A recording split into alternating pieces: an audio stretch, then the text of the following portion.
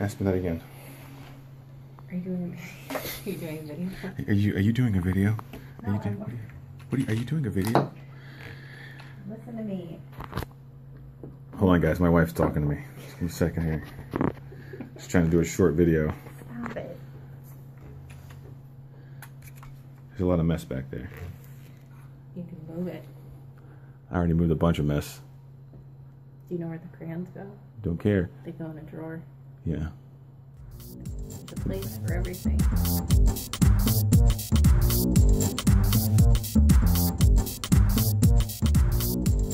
Alright, guys. Lamont from Bachelors United. Ignoring my wife in the background while she clicks away on the computer and sighs a lot. Just wanted to do a quick after run update on my OFNA GTP2E and the Rustler. No, neither of them suffered anything like catastrophic by any means, but some things I noticed as I was going back over them. Check that shock out. It's like totally bent at a 45-degree angle. Don't know if I'm going to replace it or just kind of use your thumb. It's a rule of thumb, guys. The rule of thumb is if you can't fix it with your thumb, you should probably replace it. It doesn't look like I can fix it with my thumb. It keeps on popping. I'm just surprised it didn't pop off of the ball in there. It's pretty baller. Anyways, we're fixing that. I'm going to get a new shock, or just take it off and bend it back. I'm not going to tell you guys what I'm going to do. It's going to be a secret. But that's it. I burned out a wire, the orange wire that went in there. I just fixed it. I think the only one that's left that's original is the blue one, so I may end up taking that apart and resoldering that. As if it goes out. I'm not giving any signs of that. Anyways, so yeah, there's the shock. Bent to bentitude. Quite bent. Other shock is fine. Front shocks are fine. I have a spacer in there. That's part of a big pin because I lost the little piece of tubing I had in there. So I cut up a big pin, and then out in the field I use zip ties. A couple of zip ties in there as a shock stop. Keep my bumper from hitting the ground. I got the weight on the bumper and underneath. Amazing enough, none of that came off. I was pretty surprised about that, but stayed on. I got some more weight here. There's probably way too much weight on here, but Rusty's prone to flipping, so I like to keep the front end down. I think the highest I got was maybe like 99 or something like that. I don't remember. But Rusty's almost at the end of her rope. The OFNA, excuse me, the OFNA. The center dog bone, or it's the rear drive dog bone, is now MIA.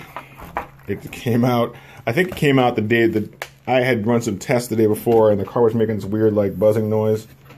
If you could see down in there, you see how the diff housing is deformed, which means the drive cup was probably not on there tight and it was wiggling around, causing friction against the case and melted out a bit. My orientation switched. I don't know if that's going to make a difference in the actual film or not, but yeah. So yeah, basically that drive cup was loose, dancing around on there. I can't really tell if the actual pin doesn't look worn. Looks like it's got some plastic stuck to it. But it should be fine. It's still got one flat end. And the dog bone is completely gone. Went from there. So I had to get a new pin and a cup. Came in a set.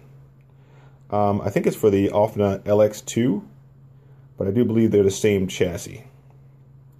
We'll see when they get here. There's only like $6 or something like that. So if it doesn't fit, at least I'll have a drive cup. And I think I have some drives from my what is it, the O'Donnell that might fit. I think they're 93 millimeter like these. Zoom back out. Whoop. All right. That's pretty much it. The slash took absolutely no damage. I did a backflip once. I think it's because I need to adjust the height of the chassis in the rear a little bit. But for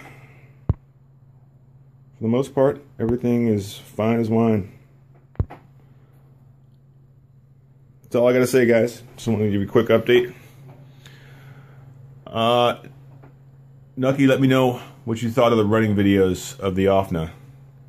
I thought it's a fantastic platform. I mean, especially if you've been running Traxxas platforms. I mean, you have an actual real buggy, and I bet you if you stuck with that platform, you get the same performance as the OFNA DTP2E, because all of those OFNAs are built on a buggy platform. This whole bottom plate, this part, the only thing that's different is the length of the shocks and the shock towers, most likely. The buggies probably have higher shock towers and longer rear shocks, but the whole platform is basically exactly the same as their Truggy and buggy. The LX2 and whatever their buggy is. I don't know. What is the OFNA? It's not the D8. I don't remember what it's called, but yeah, it's all the same platform. So the only benefit of this platform is that it's already got a lower ride height, like out of the box. I don't remember if you have an OFNA or not, though. But anyways, you understand what I'm saying. Rusty's motor. All right, the Rustler gets about, I think 98, I think is, or 97 is as high as I've gotten it. And I think it's because this is a 8th scale ESC, and this is a 5th scale motor. It simply cannot deliver enough power for the motor, maybe, I don't know. And there's the fact that my gearing, if you guys haven't seen that before, that's 37-34, where most people are running 1-to-1. Maybe I should try 1-to-1 and see if that relieves some of the pressure on the motor, gives me a little bit more speed. This is a 2000 kV, by the way. I'm gonna take this off, put this in the OFNA, and then take one of those 2200 kVs I have and put it on here. I've done that before. It just produces a lot of heat, and I'm not comfortable with all the heat it produces. Heat burns out motors and ESCs because it leaches through the wire into your ESC, desolders things, bakes things. No good. But I'll give it a go. I think what I'm eventually going to do with the Rustler is going to be, I'm going to use it to get into the 70 mile per hour club. I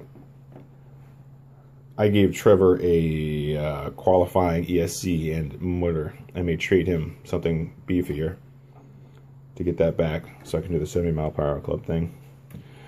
But yeah, that's enough of my ramblings.